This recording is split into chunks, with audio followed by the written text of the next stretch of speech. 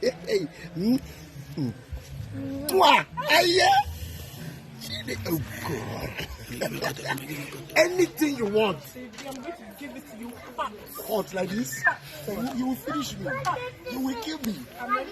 You will kill me. Hey! Let me do nonsense to the hand. Eh? Get it to kill you now. If you want to die, enter Clotamoto, Caterpillar, Quadiaga. Can you believe why you can't have done?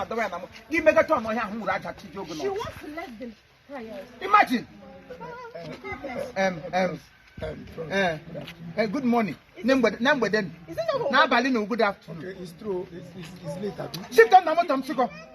You know, like what I want to know, you're not going to get shaken as a motor.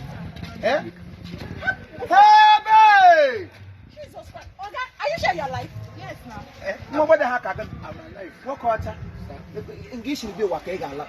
I can't take him now. Only in your hair. Baby, stop. Only mega in your hair. Stop. Is that get my brew.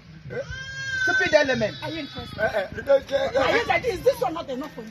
I should have been interested. Let them go now. I should have been interested. Interested. Because that's how we could be a robber. Hey, sorry, Mama. Hey!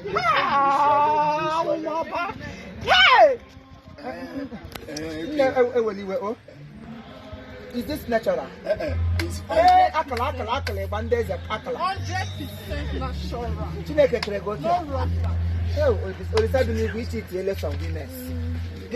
Give a hand to it. Would you get a man? What is it now? And then they need to repent it. Amen. You need to repent it. Praise the Lord. Praise the Lord.